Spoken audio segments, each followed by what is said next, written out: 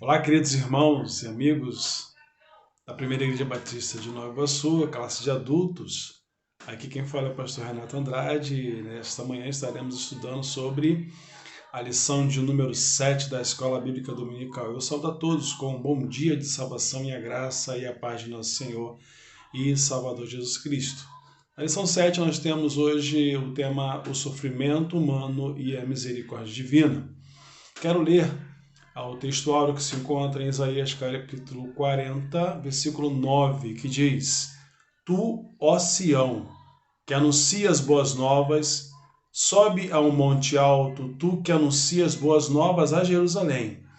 Ergue a tua voz fortemente, levanta, não temas, e dize às cidades de Judá: Eis aí está o vosso Deus. Vamos falar com o nosso Pai, vamos fazer uma oração agora, colocando diante do Pai esse estudo e que o Espírito Santo de Deus possa falar ao seu coração e também ao coração dos seus familiares. Pai, obrigado pela leitura da Tua palavra, Senhor. Obrigado, Deus, por esta manhã que o Senhor nos concede. Também, ó Deus, obrigado pela Escola Bíblica Dominical, Senhor Deus. Obrigado, Pai, pela Sua misericórdia e perdão, e rogamos ao Teu Espírito Santo para que nos dê entendimento na Tua palavra, para que possamos ler e guardá-la no nosso coração, para não pecarmos contra Ti.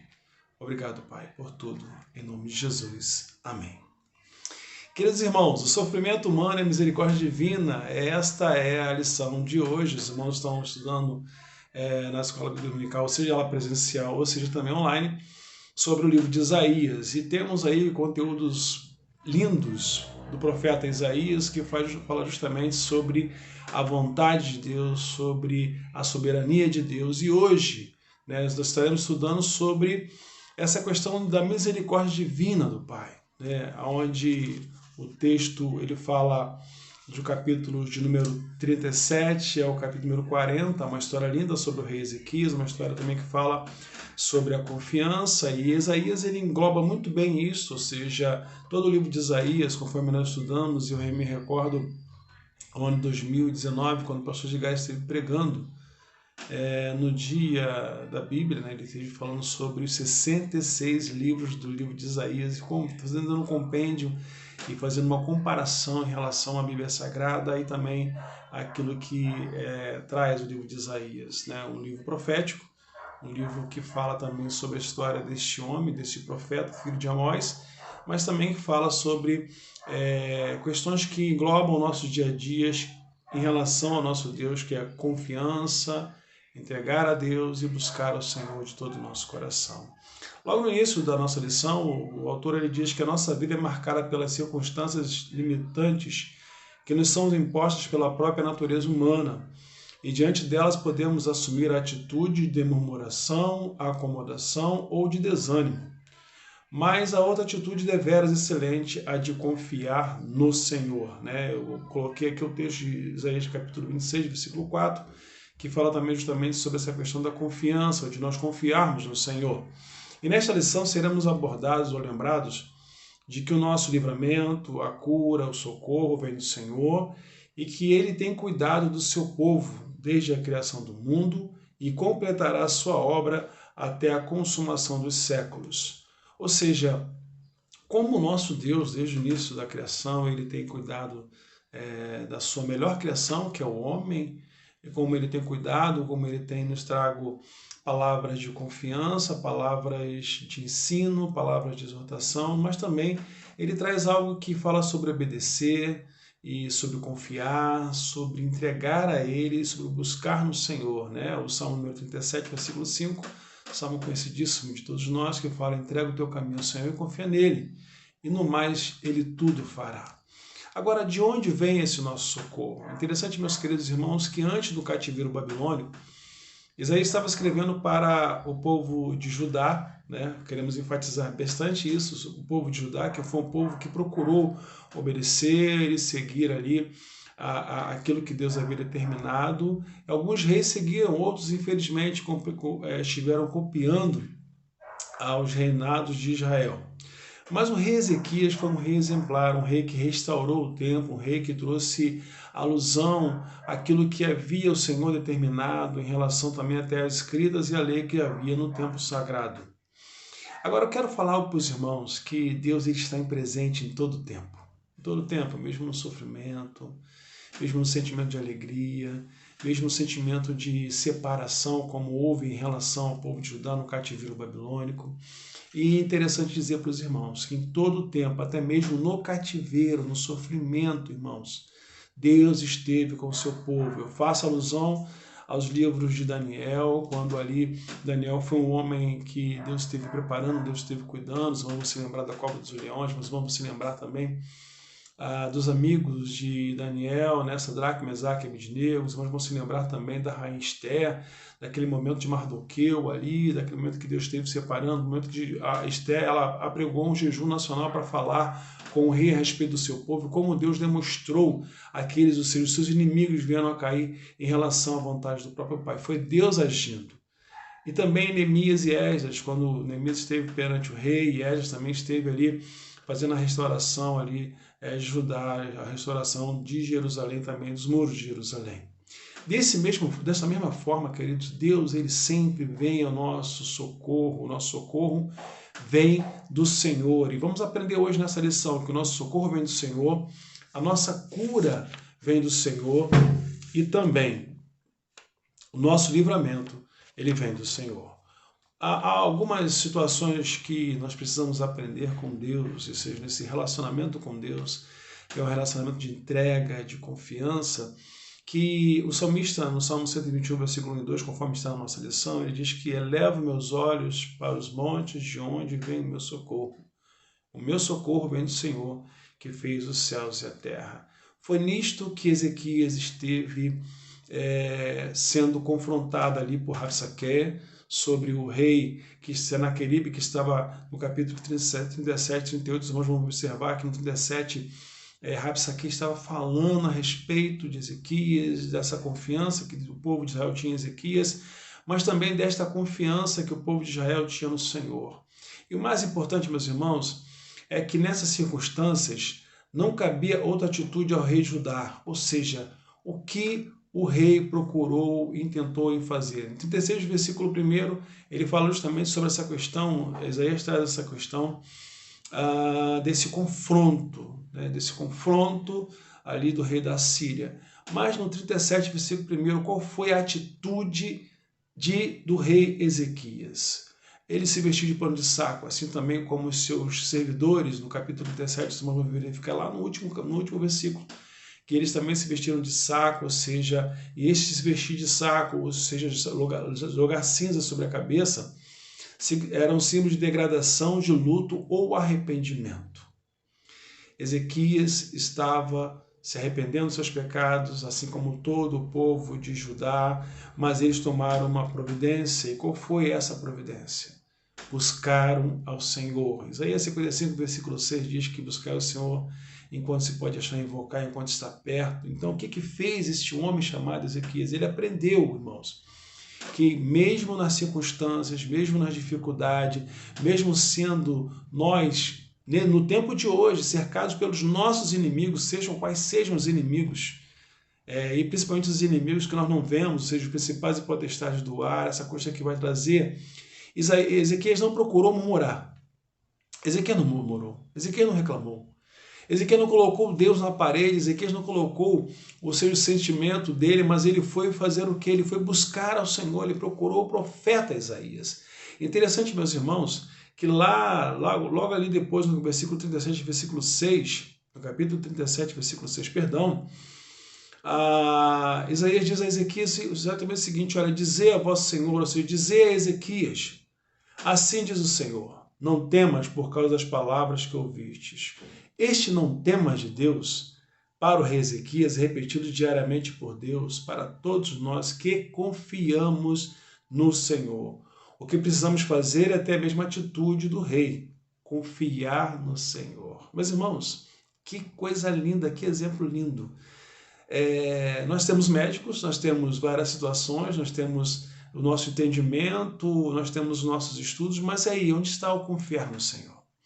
Por isso, meus irmãos, o resultado desta oração, ou seja, a oração do rei Ezequias, essa questão da confiança no Senhor, fez com que Deus enviasse o seu anjo e ferisse 185 mil soldados.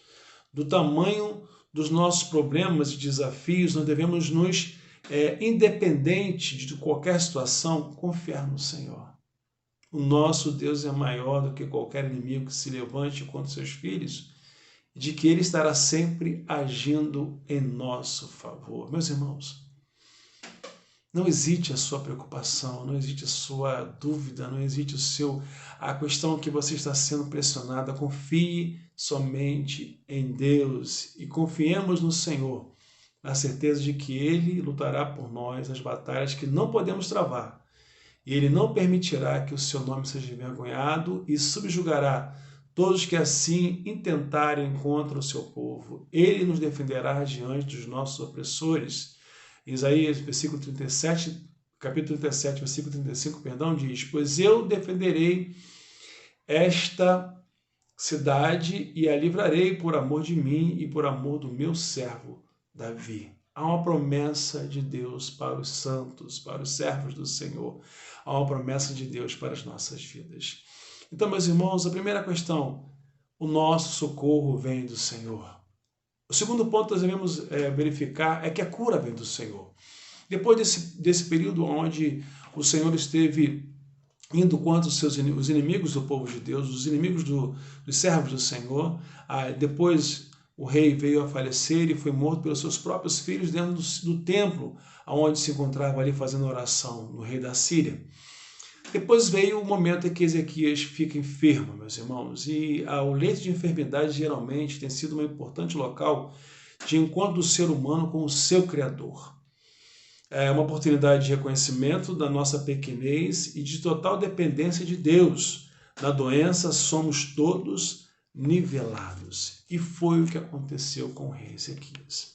Ezequias ficou doente e ali Isaías ele fala para o rei Ezequias, no capítulo 38, versículo 1, a parte B, para que Ezequias colocasse a sua casa em ordem.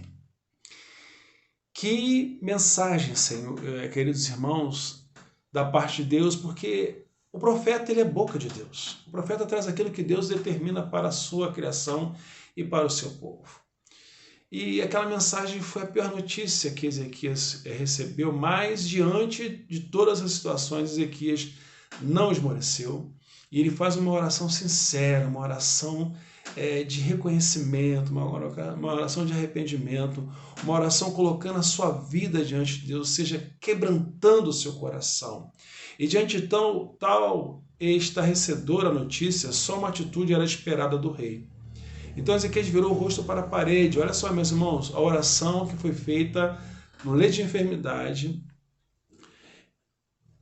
E orou ao Senhor e disse: ó Senhor, peço-te que te lembres de como tenho andado com fidelidade diante de ti, com coração sincero, fazendo o que é correto aos teus olhos. E Ezequias chorou muito. Uma oração de quebrantamento, queridos irmãos. Uma oração deitada no leito, onde fala que não há posições, não há um local, um momento para orar. Nós devemos orar em todo o tempo ao Senhor, orar sem cessar. E interessante, meus irmãos, que este quebrantamento diante de Deus, nós devemos saber que somente Ele pode mudar a nossa história diante desse relato.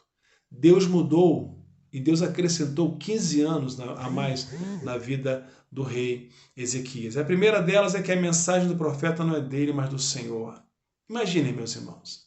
Isaías trouxe a mensagem dizendo que era para o rei colocar a sua casa em ordem, pois ele estaria morrendo. E antes dele sair, o Senhor manda ele voltar e dizer o seguinte: olha, volta lá, porque eu ouvi a oração e vi as tuas lágrimas, acrescentei 15 anos à tua vida. Isaías 38, versículo 5.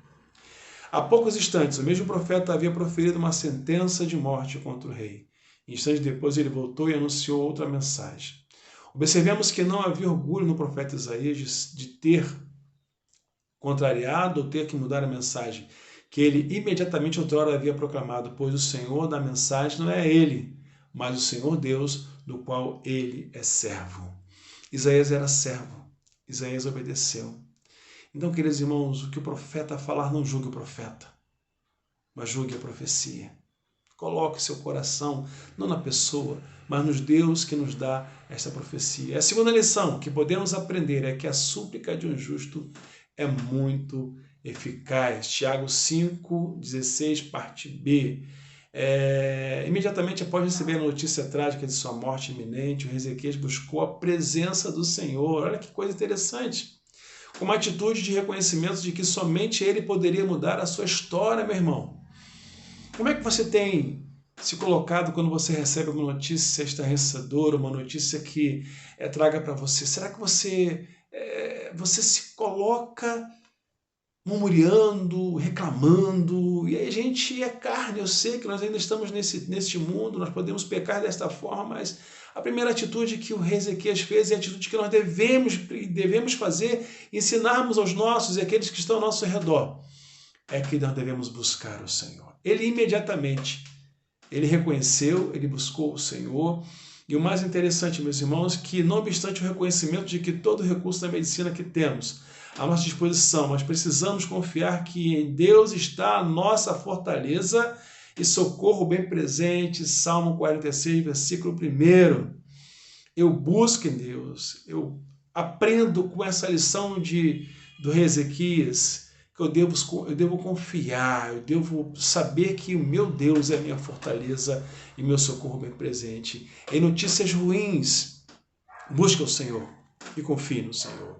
E por fim, o terceiro ponto que nós observamos neste relato é que nós somos lembrados que diante da misericórdia do Senhor sobre a nossa vida, precisamos ter uma vida de gratidão. Queridos, após receber a bênção de Deus e ter mais 15 anos, a primeira coisa que Ezequias fez em Isaías capítulo 38, versículo 5, é que ele dá um cântico de ação de graças, reconhecendo as suas bênçãos sobre ele. E a notícia da doença chegou como tem chegado à porta de muitos filhos de Deus em nossos dias. Ezequias orou ao Senhor, suplicando com lágrimas pela misericórdia do Senhor, e tendo alcançado êxito em sua súplica, ele agradeceu a Deus no capítulo 38, versículo 20. Que exemplo, meus irmãos! Como nós lembramos daqueles 10 leprosos, né? Que somente um voltou para agradecer a Deus. Olha só, agradecer a Jesus. Será que nós temos tido esse mesmo sentimento? Em meio à vitória, darmos um culto de ação de graças. Por que esse culto de ação de graças? Porque eu estive doente, porque eu orei ao Senhor, pedindo um emprego, Deus me concedeu, porque Deus fez aquilo que apraz e que estava no seu coração, na sua vida. E, meus irmãos, nós precisamos agradecer mais a Deus. Por isso, meus irmãos, nós estamos vendo aí o final, quase o encerramento nas nossas orações, nos pedidos de oração da nossa igreja. Temos observado aí que são poucos, e às vezes não temos mais nenhum nome com Covid. Eu me recordo há anos atrás, ou seja, no ano de setembro, quando nós estivemos orando ali, no ano de 2019, né, quando ficamos sabendo dessa situação da Covid, estivemos ali orando, e a nossa oração era para que Deus trouxesse a cura através da vacina, e Deus deu competência. Oramos pelos médicos, Deus também operando. Oramos a Deus por aqueles que estavam com Covid. Alguns o Senhor conduziu, o Senhor levou para cima, depois a outros o Senhor deu vitória. É Deus quem trabalha por nós, irmãos. Depois, a lista que vinha dos não enfermos, dos que não estavam com Covid, os que estavam com Covid, depois aumentou por aqueles que estavam agradecendo a Deus. Render graças ao Senhor e saber que o Senhor é bom. Ezequias fez isso. Aquele leproso voltou para agradecer a Jesus. E tantos outros voltaram para agradecer a Jesus. Então, meus irmãos, coloquemos a nossa vida diante do Senhor, sabendo que a cura vem do Senhor. É importante lembrarmos isso. Deus usa os médicos, Deus também dá ciência, deu ciência para o homem, para usar os médicos e medicamentos. Mas, em primeiro lugar, a cura vem sempre do Senhor. Nós somos dependentes do Senhor. Nós precisamos reconhecer isso, como reconheceu também este homem chamado Ezequias, o rei Ezequias. E o nosso livramento vem do Senhor. Queridos irmãos, o textuário da lição fala justamente sobre isso e demonstra o livramento do povo de Deus diante de momentos difíceis, né? Momentos difíceis. momentos de dor, momentos de separação, momentos de exílio. Mas o profeta inicia os seus oráculos de salvação proclamando a mensagem de esperança, em 40, versículos 1 e 2. E neste texto de Isaías, capítulo 40, nós vamos observar que ele fala justamente sobre essa questão de esperarmos e onde esperarmos. E Isaías estava ali alertando sobre o processo que o povo de Judá estaria enfrentando sobre o exílio babilônico, né? E se entendemos que a tradição do profeta Isaías remonta no período de aproximadamente 200 anos, desde o tempo histórico em que atuou profeticamente, ou seja, 740 a 700 a.C., até o período pós-exílio, ou seria 539 a.C., em diante, podemos compreender que essa mensagem inaugura um novo momento da tradição profética de Isaías, tendo como moldura literária a obra historiográfica cronista que, por sua vez, tem como mensagem central os temas de esperança, restauração e salvação. É o que se encontra aí escrito na nossa revista, na página 37. Por que isso? Vamos lembrar um pouco sobre a questão exílica aí na Babilônia, né? Vamos lembrar de Daniel, conforme nós falamos no início desta lição. Vamos lembrar de como Deus cuidou do seu povo ali, juntamente com a rainha Esther, de como Deus colocou Esther ali dentro do castelo como rainha, como Deus separou, como Deus cuidou, como Deus preparou para que os inimigos viessem a cair, os inimigos de Judá.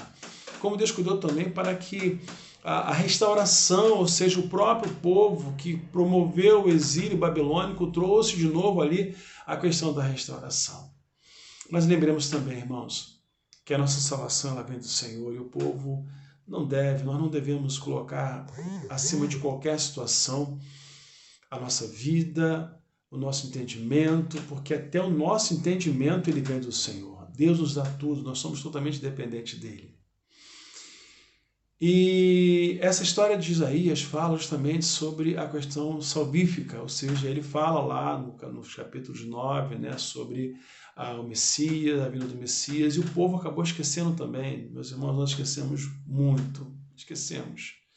Mas devemos relembrar e trazer à memória. Por isso Jesus Cristo ele trouxe a questão da ceia do Senhor, que é em memória de Cristo, para lembrarmos do seu sacrifício, para recordarmos de que nós hoje temos um Senhor e o Senhor da nossa vida. Por outro lado, podemos entender o texto como o retorno do exílio antevisto pelo profeta ainda nos dias da sua velhice, anos antes da sua morte, ou seja, em 687 a.C., em que pese esta questão da localização histórica em que o texto foi escrito ou o qual se refere à mensagem profética e de renovo diante de um cenário catastrófico imposto pelo exílio babilônico. Ou seja, Deus colocou esperança. Deus coloca esperança na sua palavra, meus irmãos. Precisamos ler e atentar para as coisas que podem acontecer e não devemos nos preocupar, né? Não vos preocupeis, pois, pelo dia de amanhã, né, que diz a palavra do Senhor. Foi isso que o profeta estava dizendo, foi isso que essa mensagem profética estava revelando no capítulo 40. Não importa as circunstâncias, Deus agirá em favor do seu povo, Isaías 40, versículo 8 e 9, conforme diz aí, em tempos, né, em que o Senhor está, em todo tempo o Senhor está conosco. O cenário era desolador, o horizonte apontava para a desesperança, os muros estavam derrubados, só restavam ruínas e sonhos esquecidos, mas o Senhor restaurou a história de Israel. O texto retrata um novo momento da história do povo de Deus, um tempo de reconstrução. Olha aí, queridos, é tempo de reconstruir o nosso relacionamento e intimidade com Deus. Do recomeço. A vida é feita de recomeços quando confiamos no Senhor. Isaías 40, de 29 a 31. Queridos irmãos, como nós nos encontramos neste momento? Será que temos esperado no Senhor, confiado no Senhor, buscado no Senhor, entregue no Senhor, descansando no Senhor? Eu falo como servo do Senhor e falo também como filho do próprio Deus. Esse Deus maravilhoso que nos salvou, esse Deus que pode salvar a tua vida, salvar a sua família. Às vezes nós esquecemos de entregar ao Senhor. temos, o que somos, os nossos entes queridos, tudo que está ao nosso redor, as notícias, devemos entregar ao Senhor e confiar nele. Foi isso que Isaías esteve alertando sobre na questão de Ezequias, sobre a doença de Ezequias, sobre o livramento que o Senhor deu em relação aos inimigos de Israel. E agora o Senhor está falando justamente também sobre esse livramento que vem do Senhor. Não vem das nossas forças, porque o homem em si não tem força nenhuma se Deus não o conceder. Não vem do nosso entendimento, porque o homem em si não tem entendimento nenhum se o Senhor não o conceder. Por isso, meus irmãos, o versículo de 29 a 31 traz algo interessante, porque mas os que esperam no Senhor renovarão as suas forças, subirão como águias, é o que diz esse texto, e serão fortalecidos, serão aplainados pelo Senhor, e verão que momento de reconstruir e de termos novos recomeços. E este é um recomeço, é um tempo de recomeço. Recomece agora, colocando a sua vida, lembrando de quem é o Deus a quem você serve. Recomece agora colocando diante do Senhor toda a sua situação, meus irmãos. É tempo de recomeços. Este é o tempo de recomeços. É de começarmos a reconstruir, a lembrarmos desse período que Deus nos deu, no período de pandemia, no período em que nós ainda estamos passando por esse período de pandemia, mas períodos de alegrias que estamos tendo constantemente, onde Deus tem trabalhado conosco, onde Deus tem trabalhado na vida daqueles que necessitam, e Deus tem lembrado desse povo que Ele é o Senhor da vida. Vamos às nossas considerações finais, que se encontram ali na página 37, que em nosso viver diário, na experiência da vida, nunca deixemos de acreditar que a esperança permanece enquanto não nos faltar fé. Que igual a Ele não há outro que possa renovar as nossas forças, Isaías 40, versículo 18, e que Ele virá com poder, dominará com seu braço, seu galardão está com Ele, a sua recompensa acompanha. Isaías 40, versículo 10, e o autor da lição diz: Amém. Que assim seja, que assim seja. Estamos encerrando, meus irmãos, mais uma lição da Escola Bíblica Dominical, que fala sobre de onde vem a nossa força, nosso socorro, de onde vem a nossa cura e de onde vem o livramento. Vem do Senhor. Confiemos, integremos, busquemos e descansemos no Senhor. Eu sei o quanto é difícil para você, mas também eu digo algo que nós não falamos nessa lição. Você deve buscar, procurar. E foi isso que aprendemos com o rei Ezequias, foi isso que aprendemos com Isaías, foi isso que aprendemos que o sofrimento humano pode vir, mas que as misericórdias do Senhor são as causas de nós não sermos consumidos. Que Deus abençoe a sua vida. Eu quero orar, pedindo ao Senhor para que esse entendimento esteja não somente na nossa mente, mas no nosso viver diário. E que possamos, em todas as circunstâncias, colocar em Deus a nossa vida e sabermos que Deus é quem cuida de nós. Pai, muito obrigado pela Tua palavra lida, pelo estudo, ó Deus, desta manhã. Abençoe Teus filhos, ó Pai, que abriram as suas portas, que estão aí nos seus afazeres, que já estão se preparando, Deus, para cultuar o Senhor, mesmo online, mesmo nessa dificuldade que temos, ó Deus, de estarmos indo para a Tua casa, pois ainda estamos neste tempo do Senhor. É o tempo do Senhor. É tempo de reflexão, é tempo de recomeços, é tempo de colocarmos a nossa vida constantemente no Senhor. É tempo de aprendermos, ó Pai, que mesmo em meio a sofrimentos humanos, as suas misericórdias são eternas. Por isso, ó Pai, nós lembramos que o nosso socorro vem do Senhor. Assim como tu socorreste ao teu povo Judá, ali, ao rei Ezequias, que em momentos que nós também somos, às vezes, confrontados, ó Deus, pelos inimigos da nossa alma, que o Senhor possa nos dar sabedoria, ó Deus, a confiar sempre no Senhor, conforme diz Isaías capítulo 26. Obrigado, Pai, porque Tu tens nos fortalecido e tens nos livrado, porque também do Senhor vem os livramentos e do Senhor vem a cura. Obrigado pelo corpo que temos, pelo tudo que somos. Obrigado pelo ar que respiramos. Obrigado, Senhor Deus, porque aprendemos também com o rei Ezequias, que após Ezequias ter acrescido 15 anos a sua vida, conforme ele pediu ao Senhor, conforme ele orou ao Senhor, como ele buscou no Senhor, ele chegou para agradecer ao Senhor. E hoje também, Pai, este é um tempo de gratidão. Agradecemos ao Senhor por todas as coisas, pela nossa vida e pelo entendimento que o Senhor nos concede através da Tua palavra. Aplica o nosso coração e renova o nosso entendimento. Nós oramos a Ti agradecidos, em nome de Jesus.